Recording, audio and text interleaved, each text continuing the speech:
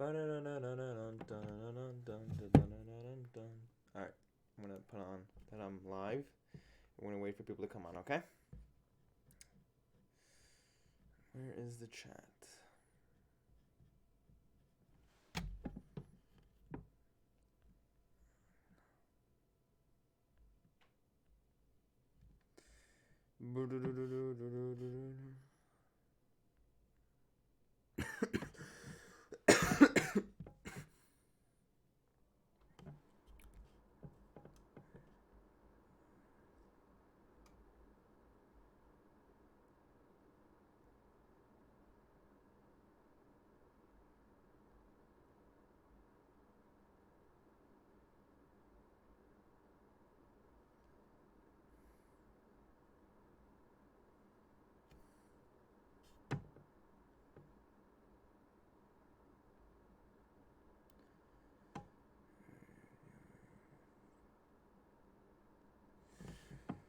Alright, just put on the chat that we're live, so people should be coming soon. I need to go to my channel.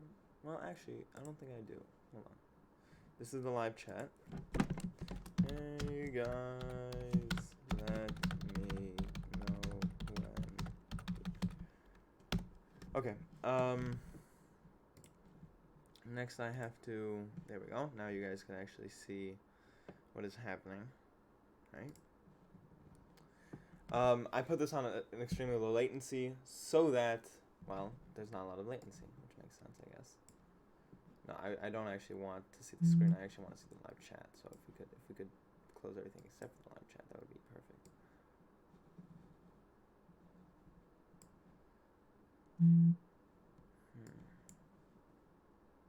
Is there any way to do this?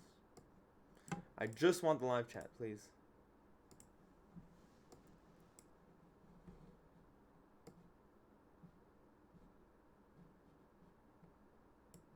Alright, fine. So that's nice. Alter, what the freak is that? Alright, so now we need to go onto Microsoft Paint. Just like we did last time. And we need to figure out ways to... No, you need to go away. I don't want you. Here we go. And can I split the screen? Yes, I can. Very good. I want to paint. Alright, now I'm hoping I'm going to be able to split the screen 3 ways. Because otherwise, I'm kind of screwed. I need the chat. That's the thing. I need the chat. Excuse me. Please. Sir. Highly inappropriate. Alright, fine. This is not the way that we're going to get the chat, it seems. I need to go on to... I'm going to go and get my tablet.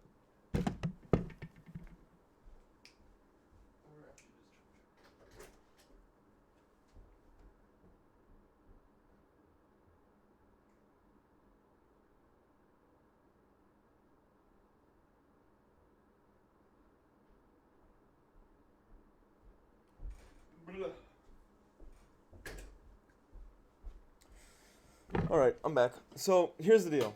I am very sick.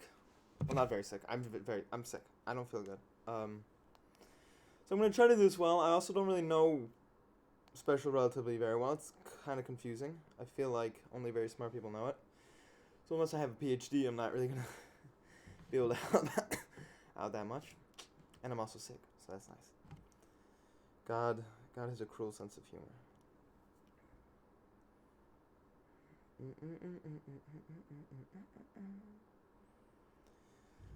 Yeah, the reason why I chose that thumbnail is because I'm very sad because I'm sick and because I don't know what I'm doing. Okay.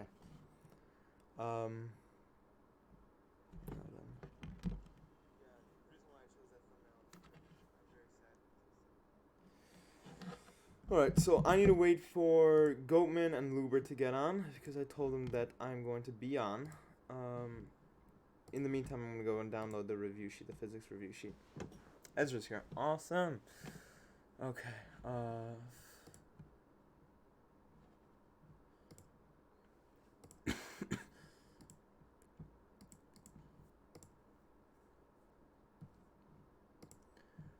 Welcome. We have homework for history? Oh, that. Okay. I can't. I'm sick. Physics Here, test on Monday. So the reason why, well, one of the reasons why I'm live streaming instead of tutoring kids one by one is because I'm sick. The other reason, which is a little bit better, is because I plan on watching a lot of videos, a lot of the videos that we saw in class. Because, you know, they're very, very smart people on YouTube, much smarter than me, who know what they're doing, and I don't. So we're going to watch them explain it to us, okay? Very good, perfect. All right, so now you can go away, and you need to go over here. Wait, no. Stop it, no. Very awkward. Okay, cool. All right. Question 1. What is the biggest, well, actually, wait. Let's wait for Goatman. Whenever you get here, guys, please type in the chat that you're here, so I know that you're here. I'm gonna wait for Goatman, maybe even Sus. Maybe Sus might come too. I hate physics tests, especially this one. I don't really know what I'm doing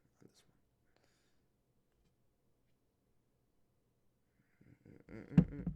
Who is here? There are 3 people in the chat, and only 2 people that I know are here. So who's the last guy?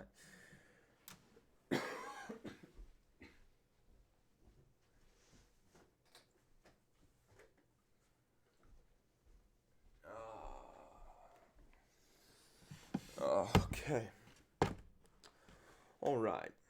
So here's the question. Do you guys want to go through the review sheet first, or do you guys want to go through like just the topics and I could like sort of explain everything? Okay, so we could either just go through the review sheet, which will not give you like a clear understanding of how, like why and how we're doing things. Admittedly, I don't have a clear understanding of how and why we're doing things, but we could either do that, or we can, or I could just go through my notes and explain stuff. So you guys make the call and tell me what you decide. Listen, someone needs to decide in the chat.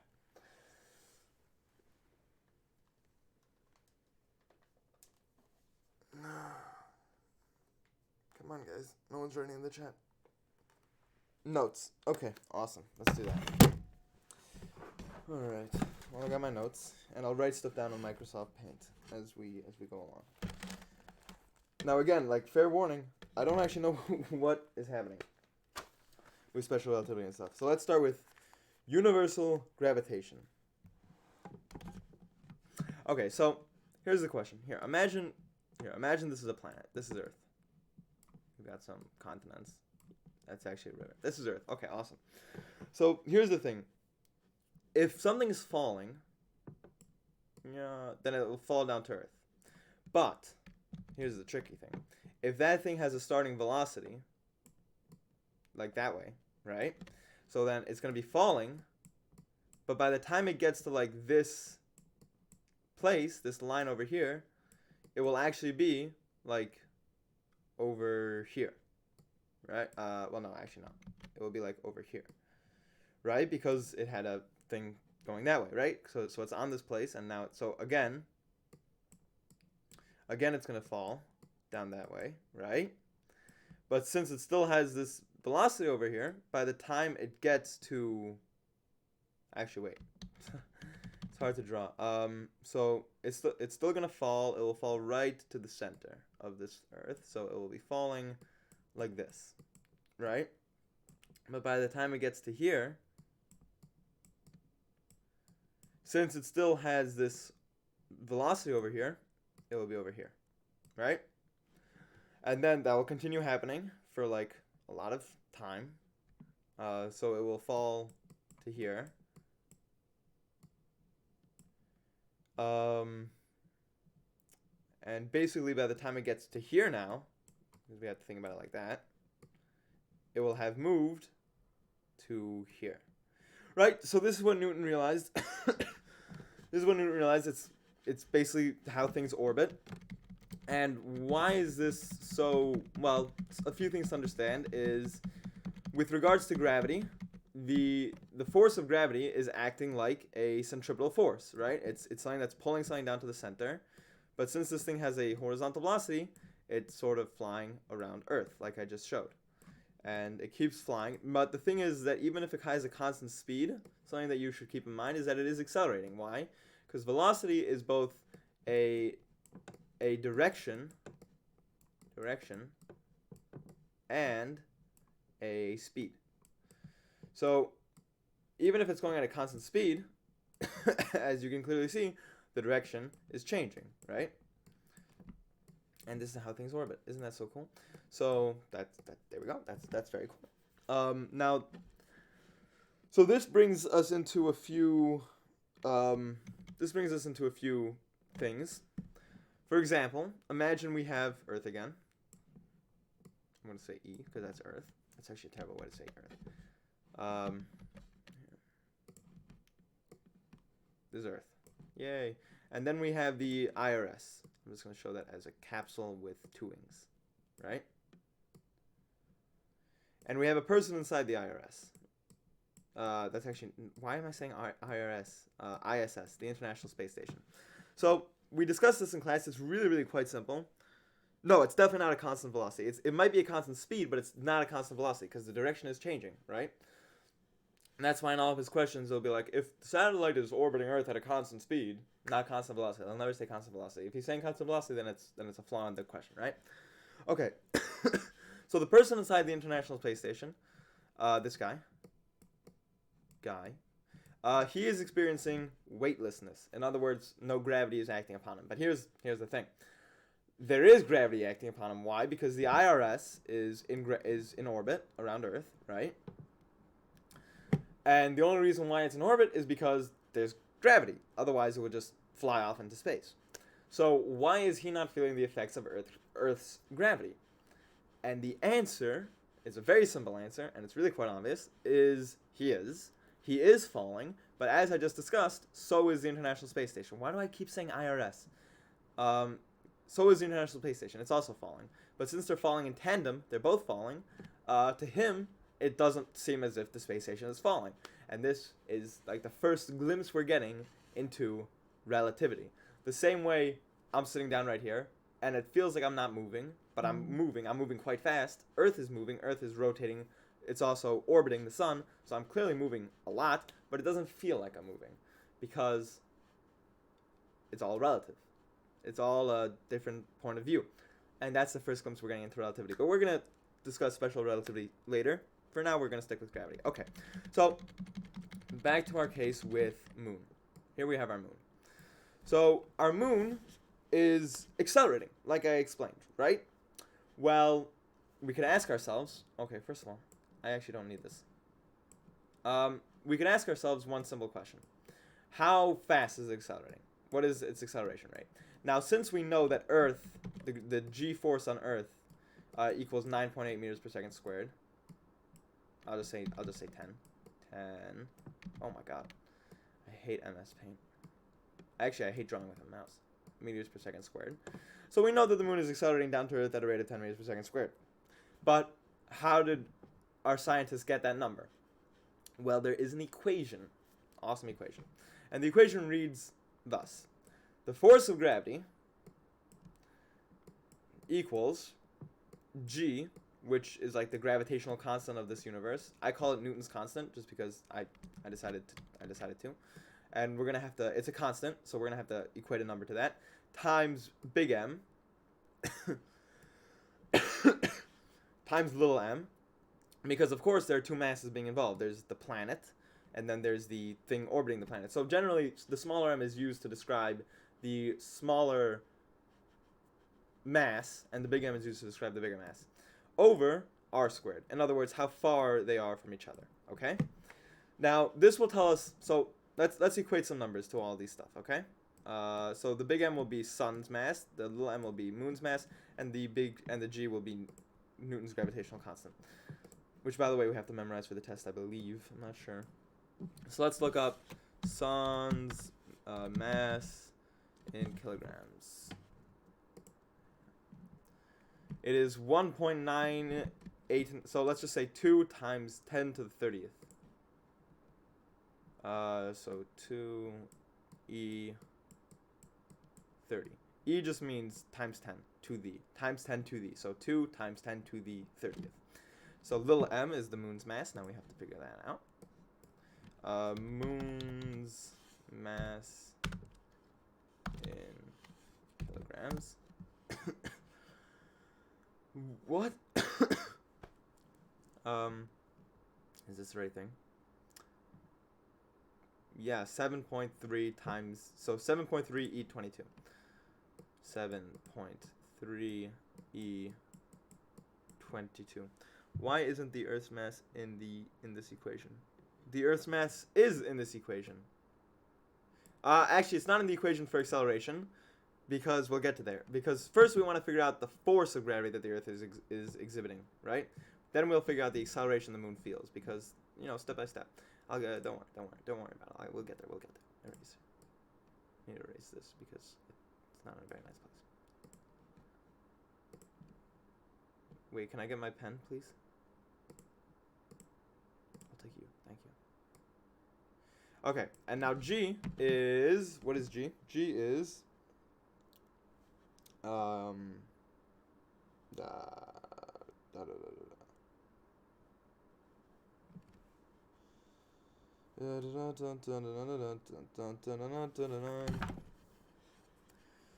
equation for F. Yeah, G is 6.673 times 10 to the negative 11. So let's just say 6.67. 6.67 e to the negative 11. And then we have to figure out how far away is the moon from the Earth. How far moon from Earth in meters? 3.384 million meters. Okay. Yeah. 384, and then 1, 2, 3, 1, 2, 3 million meters. Okay, awesome. These are all the numbers we're going to need to figure it out. So the moon's mass is 7.322. The Earth's mass is 2.830, and the gravitational constant is very good.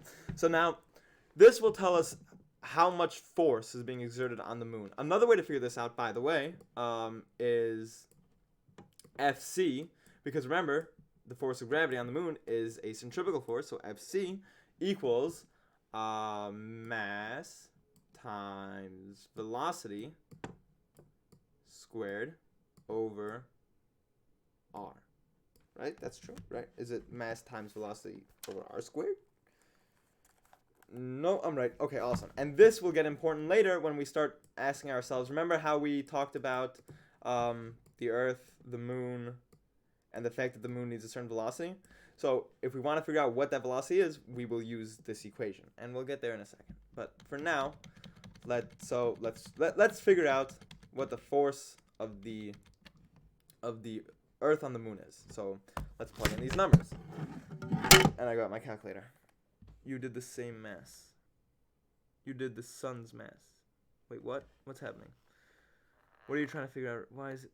We're trying to figure out the force of gravity on the moon from the Earth. Okay? So here, this is the Earth's mass, 2 times e to the 30. This is the moon's mass, 7.3 times e to the 22nd. This is Newton's constant. That's what I call it. 6.67 times e to the negative 11. And this is how far away they are. And we're going to have to square this, right? Squared. So that's what we're figuring out, okay? Let's figure that out right now. So the first number we're going to plug in is Newton's constant, 6.67 second e to the negative 11 times 2 e to the 30 times 7.3 e to the 22. Okay, so that's this number. So that's the numerator. This number is the numerator. Yay, so let's write that down. It is 9.7. I'm going to round. So this whole thing is 9.7 e to the 42nd over, and this will be the denominator, so 384,000,000 squared is 1.5 e to the 17th. Where's my thing? There you go. 1.5 e to the 17th. And obviously it's not exactly that. It's like 1.47456 e to the 17th. But we're rounding, obviously. Okay, wait. Instead of the Earth's F, rip. You need to articulate what's bothering you. Because I don't understand. Do we need to know all the masses? No. He'll give us to that. I mean, I hope he doesn't expect us to remember that. Okay, so now we just divide to figure out this thing. So F of G equals 9.7 e to the 42nd. So 9.7 e to the 42nd over 1.5 e to the 17th, which is 5.9 e to the 25th. 0.9 e 25, and that is how newtons, and that is how much force the Earth exerts on the moon. Yay! Okay, so now let's actually look up on Google and make sure I got that right. You plugged in the sun's mass. Did I? God damn, I'm an idiot.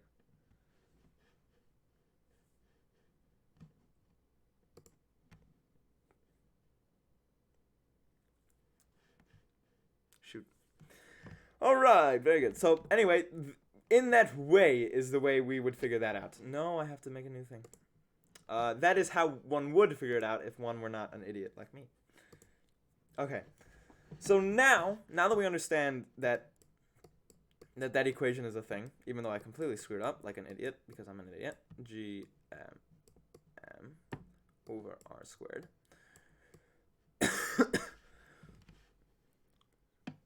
I know I did it right, but I'm just an idiot because, like, how hard is it to figure out that the Earth is not the sun?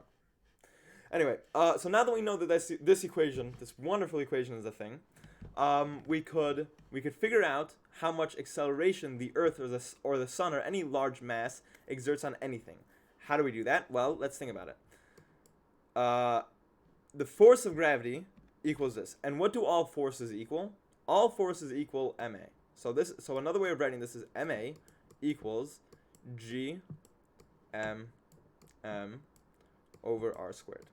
Now, here's the question. We have two masses in this equation. Which one do we use? Any guesses in the chat? Write in the chat which one you think we're going to get, like which one. We're going to cross off m's by dividing on both sides. Which m do you guys think we're going to cross off? Do you think we're going to cross off big M, or do you think we're going to cross off little m? Write in the chat your thoughts. I'll give you like 10 seconds. 7.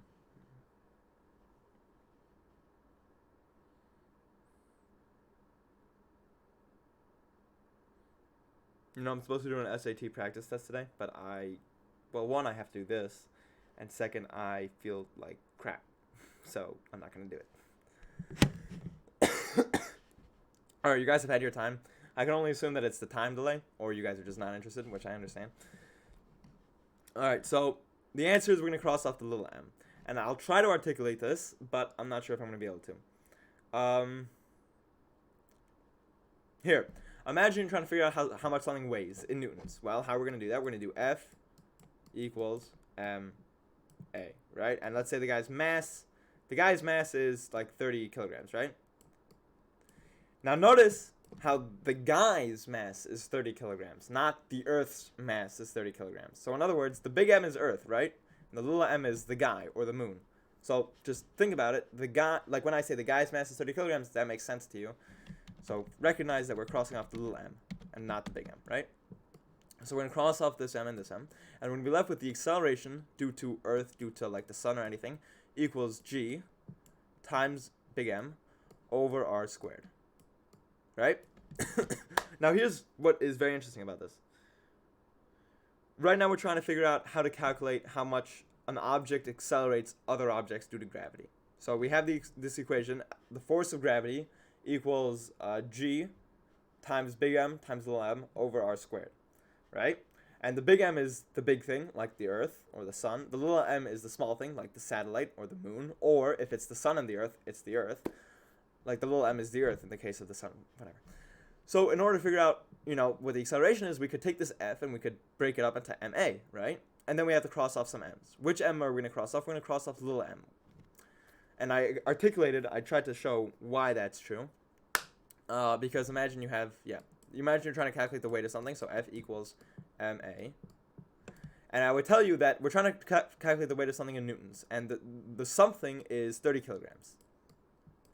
Now notice how I didn't say that the Earth is 30 kilograms, I said the something is 30 kilograms. In other words, we're going to be crossing off the little m, the something. This m is the little something, is the something, right?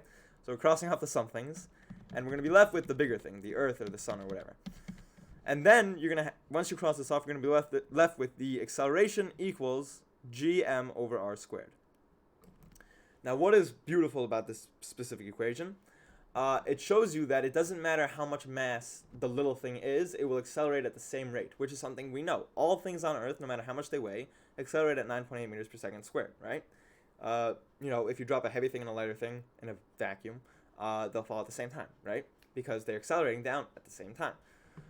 So now if you want to calculate the acceleration due to gravity of Earth, well, let's look up the Earth's mass on Google. Earth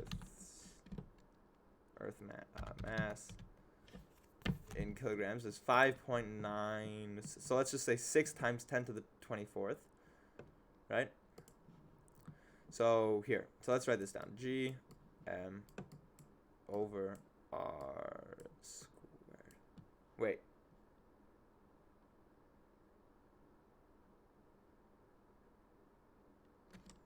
Okay, gm over r squared. Now, oh shoot, I exited. Oh right, it was 6 times 10 to the 24th, right? Yeah. So the mass is 6 e to the 24th, right? And then we have g, which is Newton's gravitational constant, which is 6.67. Yeah, 6.67 e negative 11. And now, what is the radius going to be? Well, it depends. Are we trying to figure out the moon? Are we trying to figure out a tree? So for now, let's figure out if it's on the Earth's surface, which means the distance from the center of the Earth to the thing is the radius of the Earth. So now I'm going to look up what is radius of Earth in meters. No, in meters. I hate living in America because people don't use the metric system. 6.371 million meters. So 6 million meters. Let's just say 6 million meters. So 6, 1, 2, 3, 1, 2, 3. Now, if I did everything right, we should get a number a little bit smaller than 9.8. Okay, let's see if we did this right. So now let's plug this stuff into our calculator.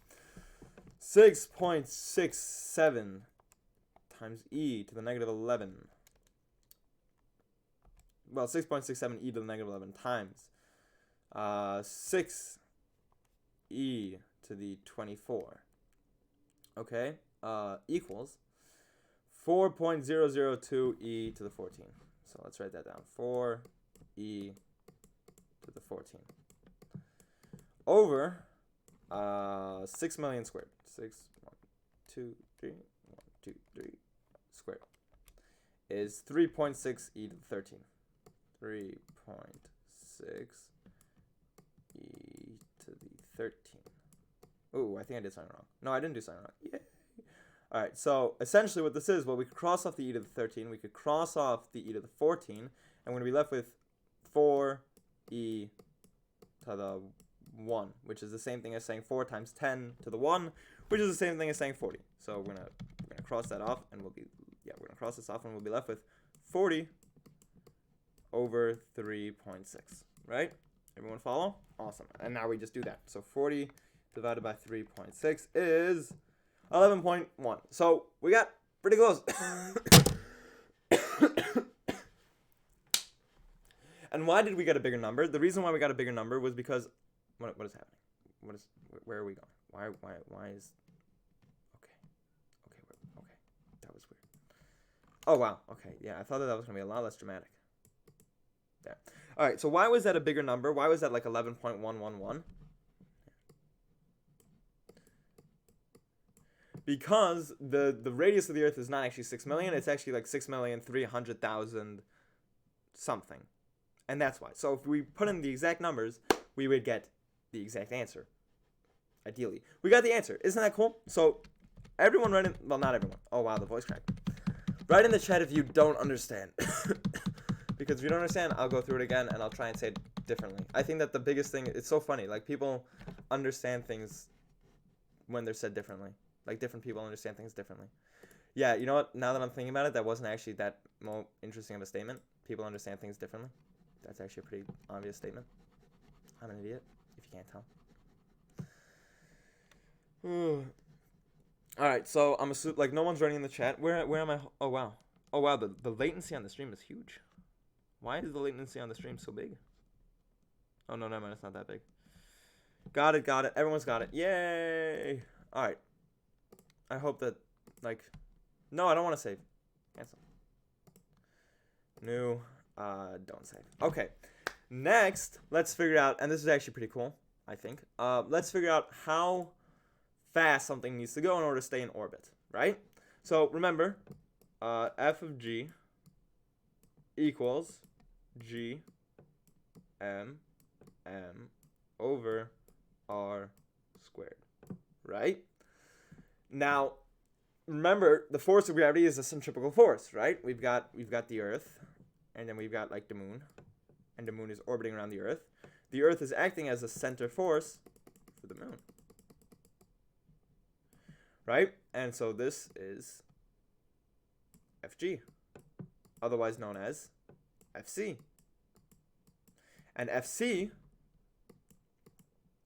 like, I mean, most of you should have already figured out how we're going to do this. Fc equals mass times velocity squared over r. So if Fg and Fc equal each other, if Fg equals Fc, then we could rewrite this as g times m over r squared equals mass times velocity squared over r. Isn't that cool? And now we could cross some stuff off. So what are we going to be crossing off? Well, we'll cross off, well, the masses. We'll divide both sides by the little mass. And again, we're crossing off the little masses. And then we'll cross off an r and an r. And we will be left with an equation that reads like this. G times big M over r. Actually, the square root of g times big M over r equals the velocity. The velocity the moon has to go in order to figure it out. So now, let's look up on Google the distance from the Earth to the moon. Dist from Earth to moon meters. Right, yeah, we already did this. 3.8. I mean, wait, what was it again? 384. So we've got 6.67 e to negative 11 times we'll figure out what the mass of the Earth is in a second, times 384 1 2 3 1 2 3. Does anyone else do that when they're counting zeros? What are we trying to solve right now? We are trying to figure out how fast the moon has to go in order to stay in orbit of the Earth, right? So, like, I showed how Fg equals this equation, and how Fc equals this equation, and also that Fg and Fc are equal, because, look, this is the diagram. And so we wrote down the equations as equaling each other, then we cross some stuff off, we're left with this equation. And this will tell us the velocity the moon will have to go to in order to orbit around the Earth. So now we have to figure out how big the Earth is. Yeah, mass of Earth. I really should, like, just write this stuff down. 5.9, yeah, 6 times 10 to the 24th. And if you guys could remember that, 6e to the 24th. Yay! And now so the square root of that equals the velocity. All right, so let's just do that on our calculator right now. So we've got 6.67 e to the negative 11. And I recommend you guys, like, do this stuff in your calculator as well. If nothing else, it will help you memorize Newton's constant. Again, that's actually not what it's called, but I don't know actually know what it's called. So we would use this equation. Let's say if we wanted to figure out how fast a satellite has to go to orbit. Yeah, exactly. But I mean, the radius. The only thing that will be different really is the radius. another beautiful thing about this equation, if you notice, is that it doesn't matter how big the thing orbiting is. It only matters how far away it is. How do we know this? Well, because we literally crossed off the mass of the thing. It full on does not matter how big it is. It doesn't matter if it's like a billion kilograms or 1 kilogram. It doesn't matter. All that matters is how. Well, actually, probably does matter, because if it's a billion kilograms, it'll like just suck whatever it's orbiting into it, which will, like, you know. That's not what I mean. All right. So anyway, we're gonna do the math. 6.67 e to the negative 11 times 6 e to the 20. Whoa, why sine? Times 6 e to 6e24. Is this number 4 point? I don't feel well. 4 e to the 14. So 4 e. That's definitely an e. 4e 14 over this number. My brain is like a snail because I'm so sick. I don't like being sick. You know how when like you're around someone who's sick, and like you they're like, oh, I'm so sick, and you're like, oh, okay, so that guy's sick, but you don't actually like fully appreciate that they're really, really sick. And then when you're sick, you feel like no one else appreciates that you're really, really sick. Yeah. All right. So anyway, this number divided by 3, 8, 4, 1, 2, 3, 1, 2, 3 is 1,000. Okay, so let's write it down. So V, now that I just did the math, I can tell you that V equals 10, 4, 2, 1, 8, 7.5 meters per second. Now let's look that up. How fast is moon moving in meters? It's not how you spell meters. Meters per second. Is this seriously not like there's like no number here? The moon has been drifting away. This is not what I'm. How fast is the moon's velocity, I guess? No. Moon's velocity in meters per second.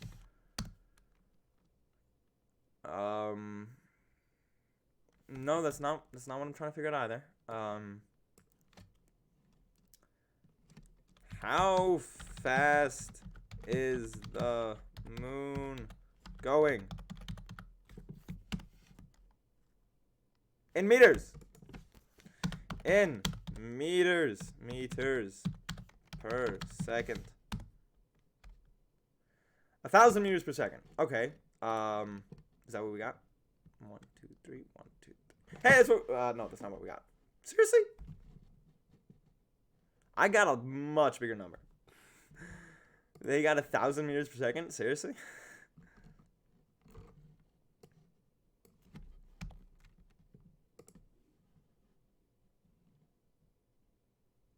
Alright, so 3,683 kilometers per hour. In meters.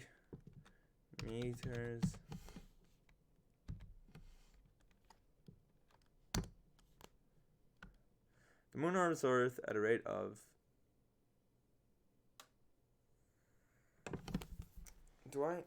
Is there seriously no, like, do I have to, like, convert this? Seriously? So that, okay, so 3,683 kilometers per hour is the same thing as, we've got to move the decimal. Which way do we move the decimal? I think that way.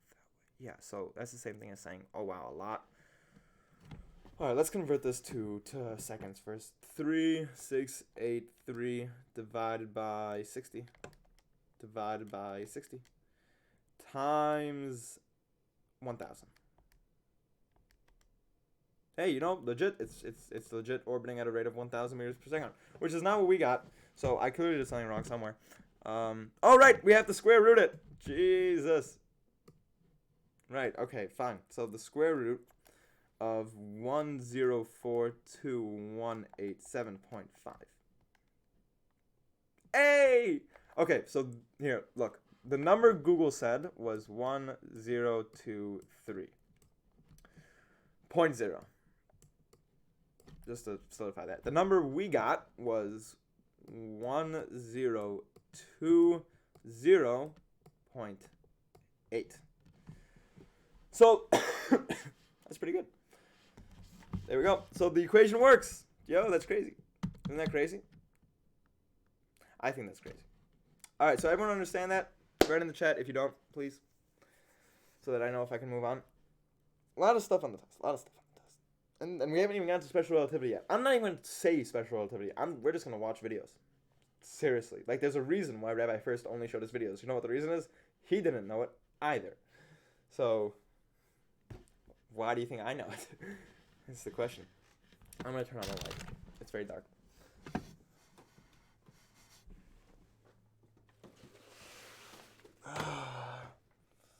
Oh, it's such a nice day. It's a very blue sky. Nice stuff, nice stuff. Okay, so no one wrote in the chat that they didn't understand it, so we're just going to move on. Yay, new, don't save. Awesome.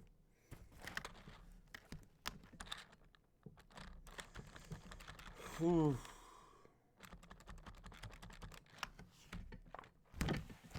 What is the... Okay. Alright, so now we're going to take a break from math stuff for a second, and let's talk about a concept. So again, FG equals big M times little m times that over r squared. Now, Alter always jokes in class whenever I first mentions exponential stuff, but it's very important for now. Here's the deal. Here's the deal. Imagine we have a graph. Now all graphs have an equation. Actually, wait. Before we start doing that, let me write down some numbers. 1, 2, 3, 4, 16. Now you might wonder why I just jumped to 16, but I jumped to 16. And then the next thing is, and then this one is 1, 2, 3. Ay boy, I'm boring myself. 3, 4, 5, 6. No, I need room for 8, 7. 8. Okay, and then we're gonna have 1, 2, 3. Yeah, that's all we're really gonna go to. No, we're gonna go more. 1, 2, 3, 4. And then we're gonna have 1, 2, 3, 4. Okay, so now all graphs have an equation. So let's say the equation for this, like a line in this graph, is y equals 2x. What I'm doing right now is I'm basically just explaining to you guys what exponential means. And then we have another thing, y equals x squared. Alter, you're going to love this, because now you'll finally know what exponential means. So, this graph is what is known as a linear graph, and this graph is what is known as an exponential graph. An exponential equation. Linear equation, exponential equation. So let's write this down. Let's do this. So y equals 2x. So when x is 0, y is 0. That's the first point. When x is 1, y is 2. When x is 2, y is 4. When x is 3, y is 6. And when x is 4, because y equals 2x, so when x is 4, y is 8. Now we've got our line. And this is our graph. Now let's do the same thing for this one. So y equals x squared. So when y is 0, x is 0. I mean, when x is 0, y is 0. When x is 1, y is 1. Is that true? 1 squared, yeah. When y is 1, when x is 1, y is 1. When x is 2, y is 4.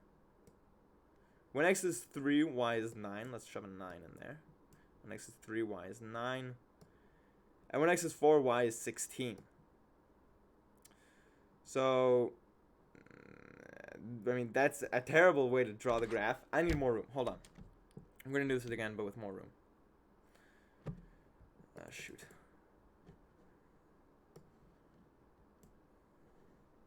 If you could please fill up. Thank you. Okay, so, again, we've got... Oh, wow, that's way too much. We zoomed out way too much. No, we're still zooming out. Okay, that's good. Yeah, that's fine. Alright, this is going to take some time, guys. Bear with me. So, let me just show you the exponential graph this time. Why would I do that? Here, let me just show you the exponential graph. Here's our exponential graph. Okay, awesome. We've got 1, 2, 3, 4. We're only going to go 4 in the x. And then we've got 1, 2, 3, 4, 5, 6, 7, 8, 9, 10, 11, 12, 13, 14, 15, and last but not least, lucky number 16. Alright, so again, y equals x squared. Awesome. So when x is 1, y is 1. When x is 2, y is 4. When x is 3, y is 9. So wait, 4, 5, 6, 7, 8, 9. And when x is 4, y is 16. So, yada. And so the graph looks a little bit like this. And, like, you know, the standard exponential graph looks like this. So it goes, yeah, and then, like, goes off to craziness. And what is, like, the crazy thing about this is that as x grows and grows and grows, y is going to grow at an insane rate. Like, just, here, go for a second to your calculator. And let's do 2 squared. 2 squared. That's 4. 4 squared. 16. 16 squared. 256. 256 squared. Okay, a big number. A very big number. A very, very, very, very big number. So, exponential stuff, that's how it works. It's crazy. Our brains are not made to think like that, but it goes up very quickly. And the weird thing about it is, well, the weird thing about it is like this. Since FG equals little m times big M times G over R squared, this little squared thing over here, means that when it is 2 meters away, so here we're going to have the numerator over 4 because it's 2 meters away. When it's 25 meters away, we're going to have n over 25 squared. What's 25 squared? 25 squared is 625. So, like, that's crazy. It's 25 meters away, and the number that we're dividing it by is 625. So, let me ask you. If something's moving away from Earth, and at time 1, it's 2 meters away, and then at time 2, it's 4 meters away, how much did the Earth's gravitational force on it change? So in the beginning it was 2 meters away, so that's 4, and in the next point it's 4 meters away, so that's 16. So 16 minus 4 is 12. So it went down by 1/12. It is now 1/12 the force, and so let's make the table. It'll take time, but it's important that you guys understand why this is true.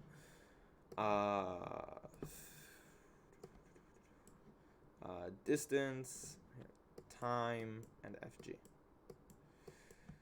So at time 0, it is 1 meter away, which means the force of gravity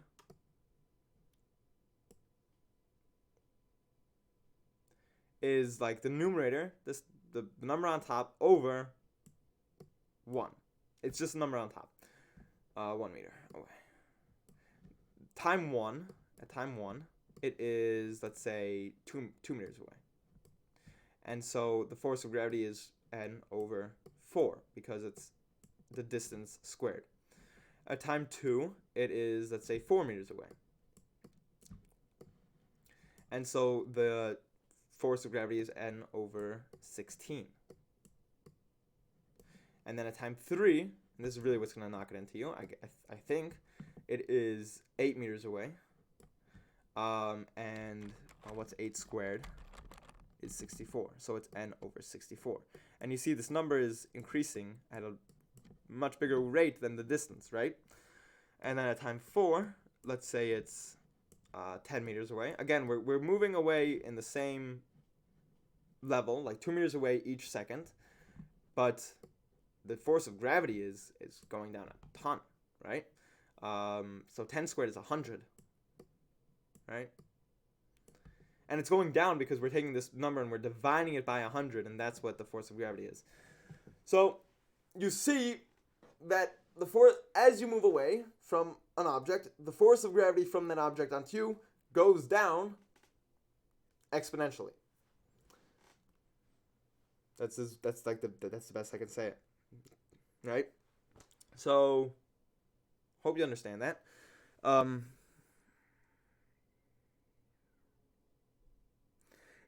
Another way of saying that is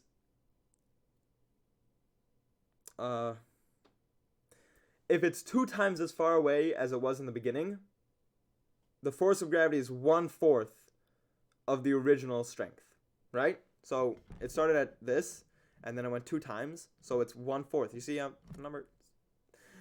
If it is 4 times away than its original place, the force of gravity has gone down by 1/16, right? If it is 8 times away as its original place, and again, we could just look at our table here. If it's 8 times away as its original place, the force of gravity has gone down by 1/64. So let me ask you something. If I told you that the thing was 3 times as far away as its original place, how? Yeah, 3 times away as its original place. And then I asked you, compared to the force of gravity originally on it, how much is the force of gravity on it now? The answer would be 1/9. It is experiencing 1/9 as much force. Because 3 times away, 3 squared is 9, 1/9. So it's exponential. I did that just for you, Alter. So now you know what exponential means. Whew. Okay, moving on. We are not even close to done yet. Oh, and by the way, that thing that I just explained is called the inverse square law of gravitation. Inverse.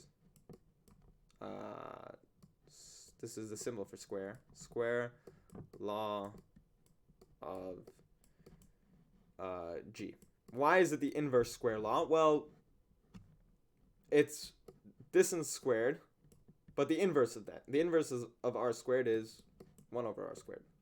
So it's the inverse square law of gravitation. Yay! Now you guys know the name. Hope you're happy.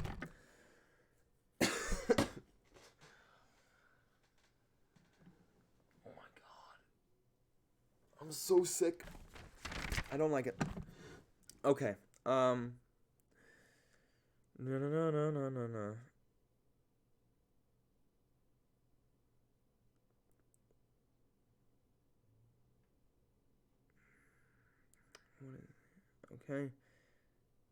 Okay.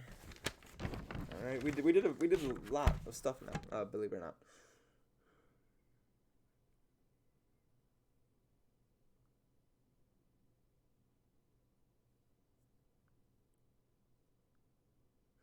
Okay, let me ask you guys something.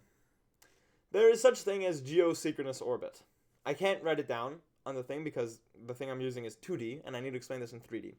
So imagine we have the Earth, and we have the satellite. And so as the Earth spins, the satellite's also orbiting the Earth, but it turns out that the satellite's speed at which it orbits is the same speed that the Earth rotates. So it's like always facing the same place, right? So like as the Earth spins, the satellite also spins. Which means that the velocity,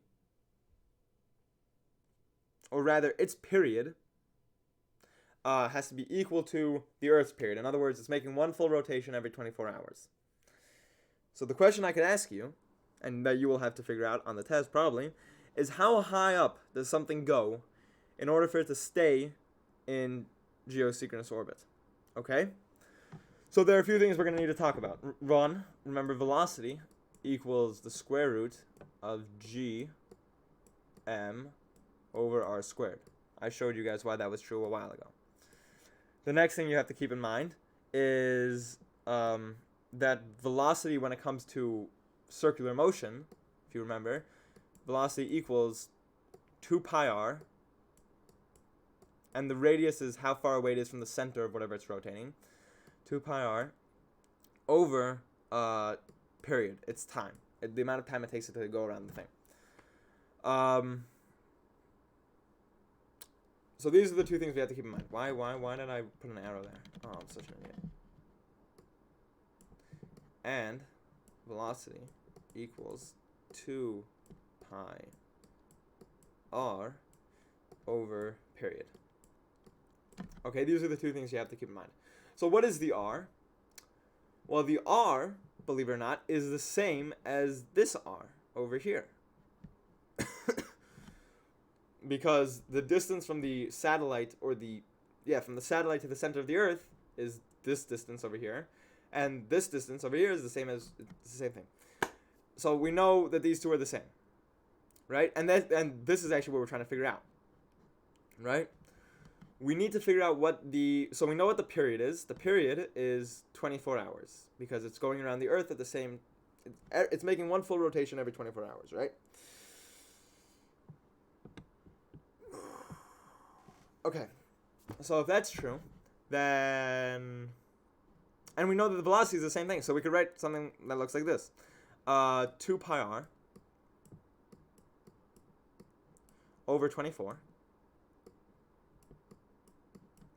equals the square root of 6.67 e to the negative 11 times 6 e to the 24.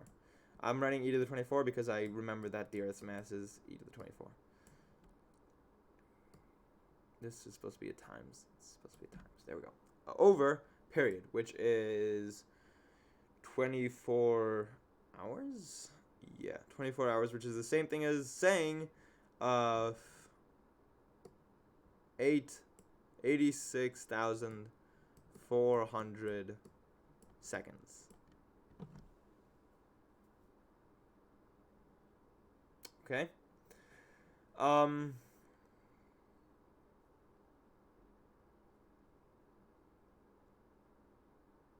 Wait, what have I done? No, never mind. Shoot. R squared. Sorry. This over here is the 84, whatever. Not 84, 86, 400. 84. No, 86.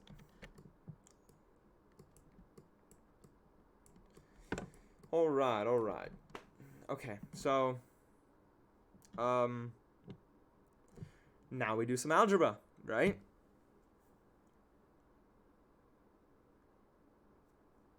Right. So we don't like radicals, so we're just gonna square everything. Okay?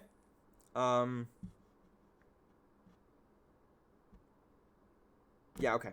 So let's square everything. So 4. Wait, actually, what's 4 times pi squared? What's pi squared?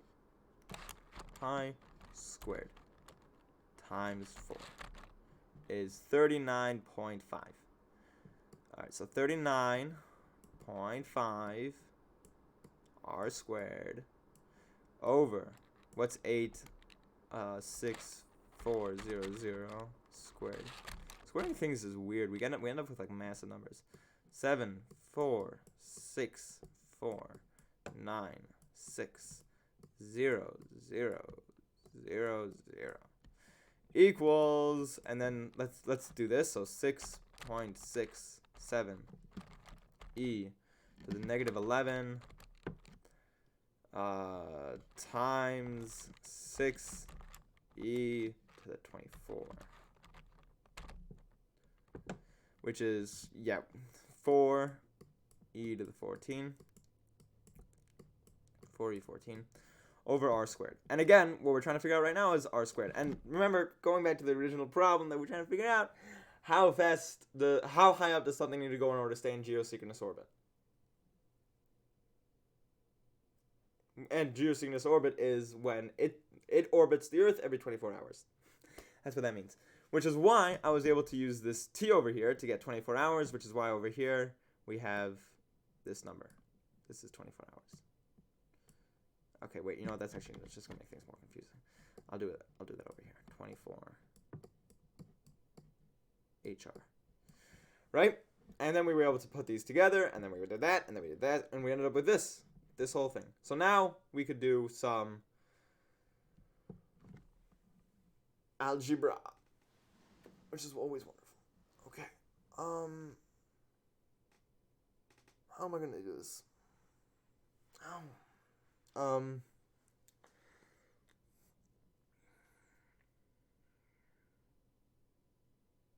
Wait, what?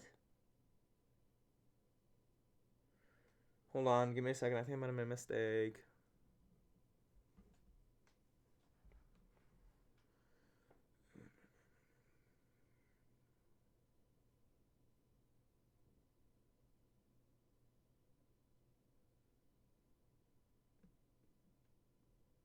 What? What? I'm so confused. Hold on.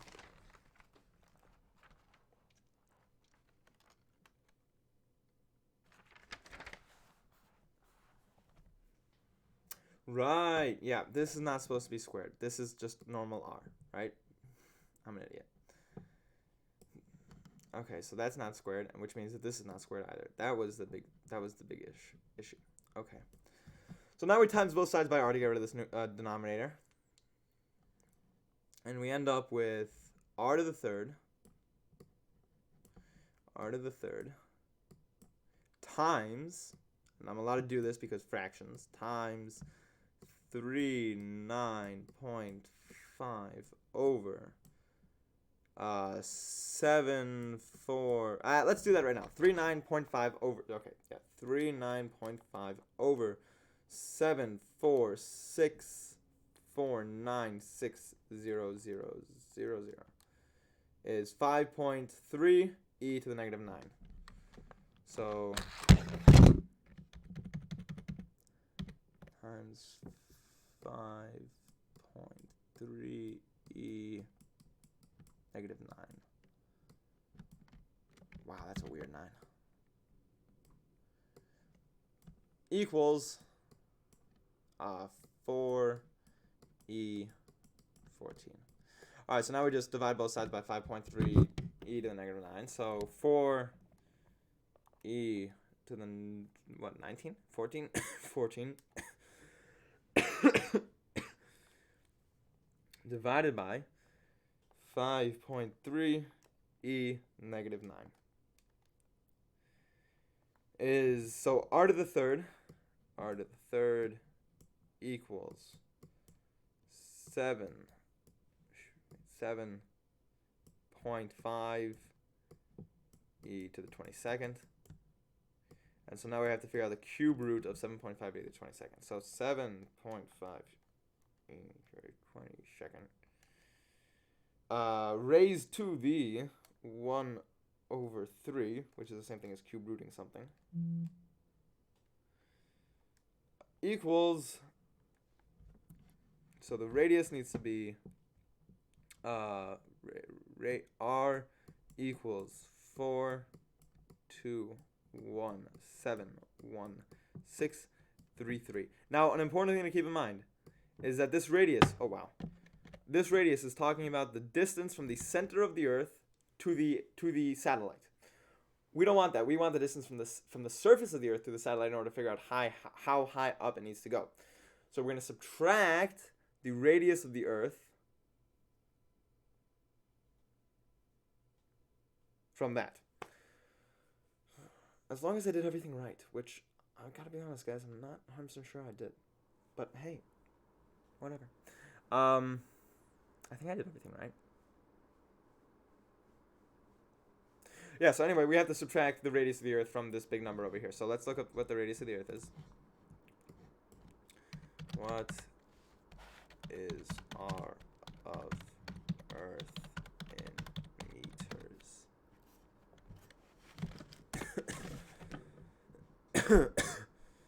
So what? How is 1 point? That's definitely not. That's so definitely not true. Yeah. No. What? What is radius? Yeah, 6.371 million.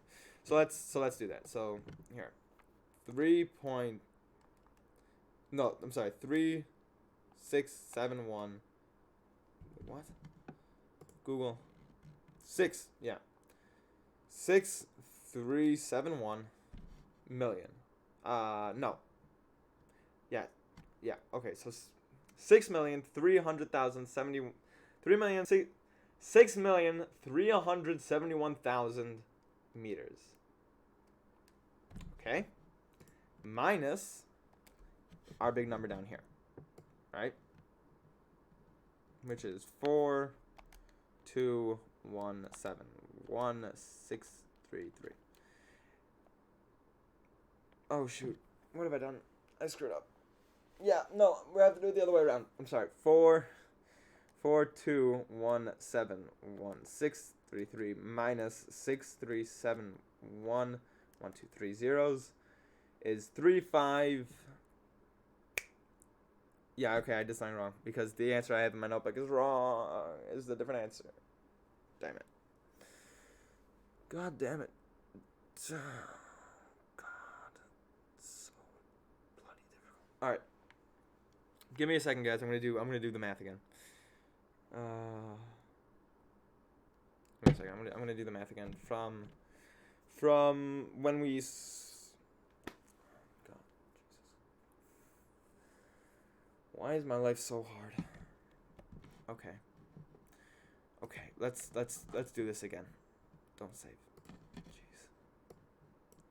Velocity equals the square root of g m over r, and velocity equals 2 pi r squared. No, 2 pi r. 2 pi r. 2 pi. Wait. Yeah, 2 pi r over period, which is 24 hours because geosynchronous orbit. Okay, before we start plugging in numbers everywhere, let's do this a little bit differently. Let's say g m over r equals 2 squared times pi squared times r squared over r squared over period squared. Okay? And I want to get r on its own side of the equation. So how am I going to do that? Well, gm times t over 2 squared times pi squared equals r to the third. Awesome. Now, so GMT, which T stands for period, over 4 times pi squared. So what's pi squared times 4 is 39.5 over 39.5 equals r to the third. And now we can plug in some numbers. So 6.67 e negative 11 times, what's the mass of the Earth? 6 e 24. Wait, no, not 24. That's way too.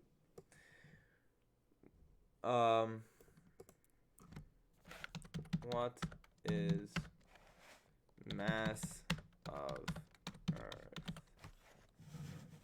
Yeah, 6. Oh no, it is 6 e 24. That's so funny, because like it takes 24 hours and it's e to the 24. Whatever. times the period, and period is what is the period? The period, actually, wait, it's period squared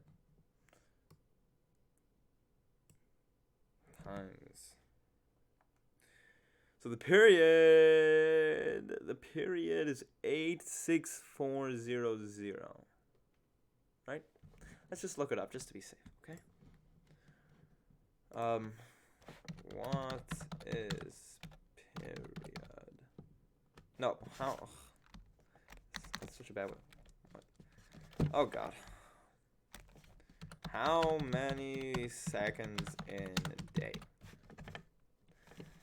So 86400 squared. So 86400. That's the period squared. Very good. Okay, awesome. We have a very nice number. It's 2.987476992 E24 divided by, so we have to divide that, divided by 39.5. Awesome. So 7.56323 7.56323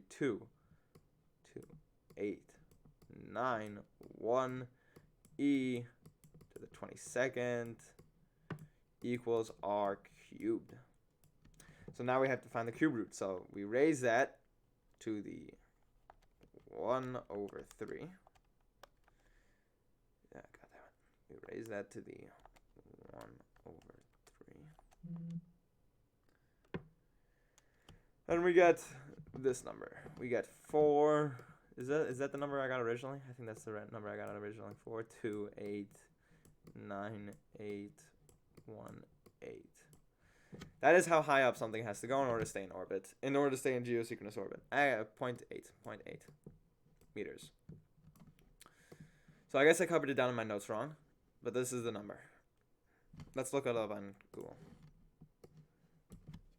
How high does something need? Okay, why is it that something breaks the rule of the whole, whatever, something need to be. Oh, wait. Before we do that, we need to take this number and minus the Earth's radius from it. So here, yeah. So this number minus basically 6 million. 6,371,123 is 3.5.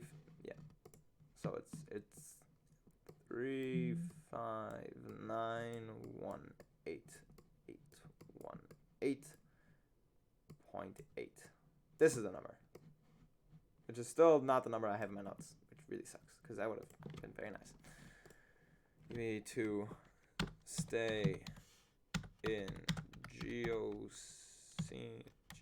how do you spell geosynchronous?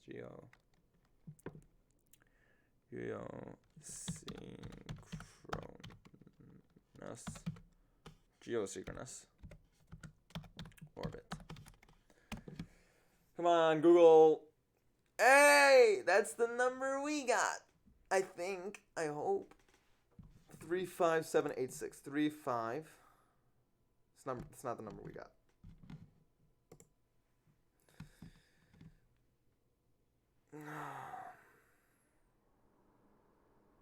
Oh, kilometers. Phew, thank God we're safe. Okay, hold on. 35786 times 1,000. 35735. Okay, 7. So 3. Okay, wait. 3 and then 35 and then 1, 2, 3, 4, 5, 6 numbers. 1, 2, 3, 4. Close enough. I call that a win. Okay, that's the end of that. Awesome. So we got the right answer. Don't save. If you write that on your test, you will get the right. He will grade you as you got that right. I think. I hope. All right. Now we have to talk about Kepler's 3 laws of gravitation, of planetary motion. Okay. Here's the deal.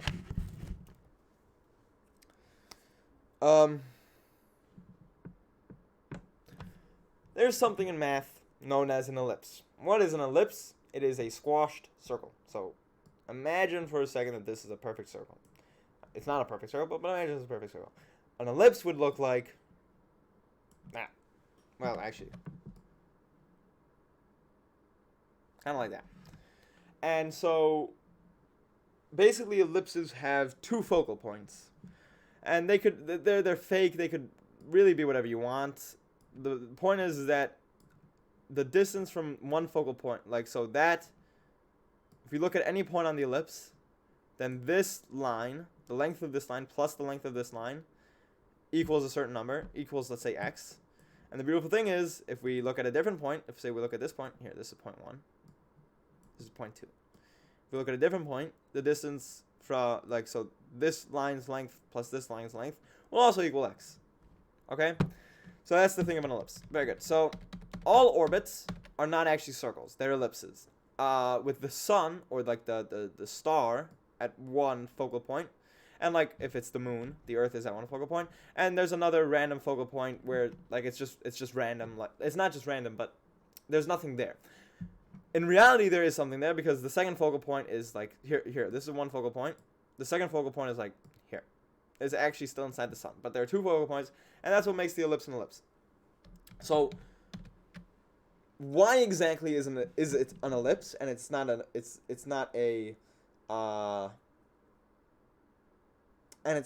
perfect circle? Well, the answer is that in order for it to be a perfect circle, then the equation FC equals mv squared over r. In order for it to be a perfect circle, so the centrifugal force is always going to be the same, because the gravity is always the same for anything. But so in order for it to be a perfect circle, the velocity needs to be it has to be the perfect number for the velocity squared times the mass over the radius to equal the force, the centrifugal force, which like doesn't happen. That's not a thing that happens. So it's an ellipse. Another way of thinking about it is it takes the star a second to pull the thing back, which is another way of saying, which is the same way of saying that it's moving too fast. So imagine we have the sun, and we have the Earth going around it, and the Earth's going, and the Earth's going, and the Earth's going, and then the sun's like, okay, it's time for you to come back, and the Earth's like, but I'm still going, and the sun's like, no, it's time for you to come back. So the Earth's like, okay, fine, I'll come back, and so the Earth's still going, and it's going, and it's going, and it's going. And then it goes over here, and the sun's like, okay, it's time for you to come back. And the Earth's like, okay, fine, I'll come back. And so, as you see, it's like not a perfect circle. Now, if the velocity was perfect, then it would line up like perfectly. So the Earth would be going. And since the velocity is perfect, the sun's like, okay, it's time for you to come back. And the Earth listens instantly. And the Earth just decides, okay, I'm coming back. And it goes around the sun in a nice, dandy little dance. And it's perfect. But that doesn't happen, because that would require perfect velocity. And, like, come on, the chances of that are like 1 in a billion. If the Earth's if the Earth's orbit around the sun was a perfect circle, that would be a very nice proof to God, or something like that. Or maybe it's just very lucky, because like that's just not gonna happen. Anyway, and I mean a perfect circle.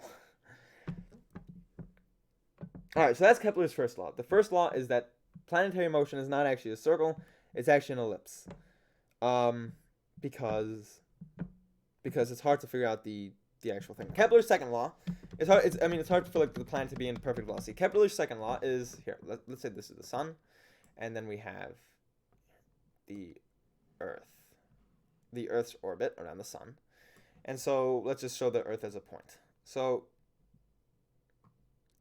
here's the thing. Imagine the Earth wants to go from here to here. Well, it will be traveling a certain amount of area.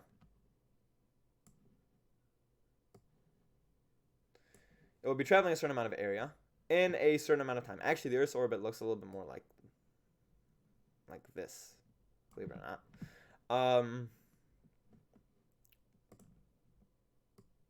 Let's erase that. Ooh, I'm so good at erasing. Oh my god, I'm amazing. Oh my god.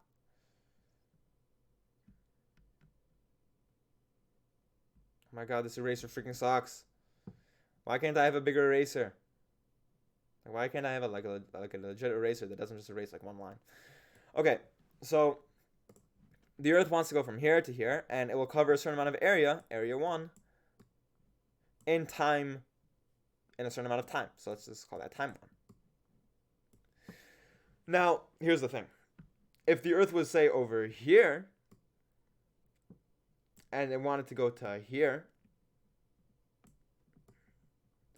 it will be traveling a lot less of an area, right? The area that it will travel relative to the sun is going to be a lot smaller, as you could clearly see.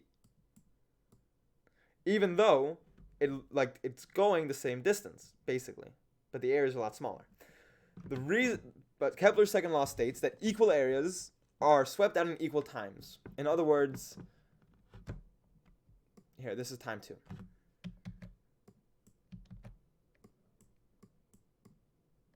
This is time 2. In other words, area 1 divided by time 1 equals area 2 divided by time 2. Which means that if area 1 is much, much bigger, and time 1 is a certain number, then area 2 is going to be smaller, so time 2 will also be smaller. In other words,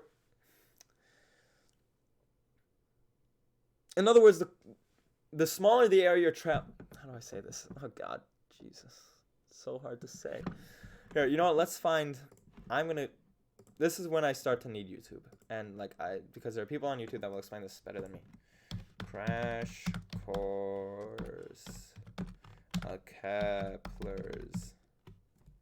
That's not how you spell Kepler's laws. The gravity of situation... The gravity of situation. What? No, I want Kepler's 3 laws.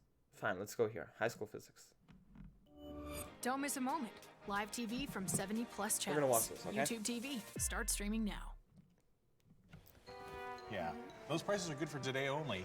There's a lot of flexibility here. We can work something out.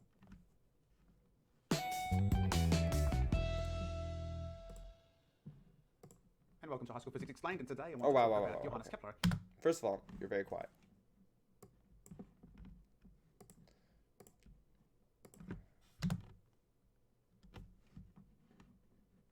And his 3 laws of planetary motion. But before I start, just a quick reminder that if you really like this video... You're boring.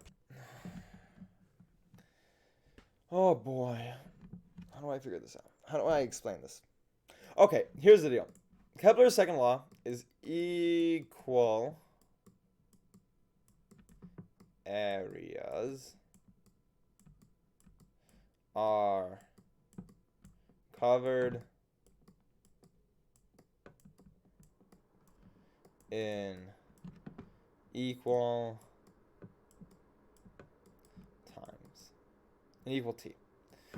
Now this must seem obvious, if it's going the same, it will take the same time for it to go a certain amount of space as it would take for it to go that same amount of space somewhere else. Have it now.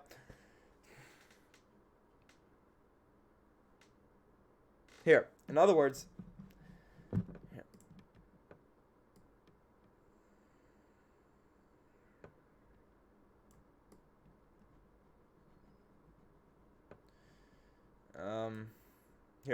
let's say, back we have our Earth at point 1. And it wants to go to, let's say, here. Now, let's call this area 2.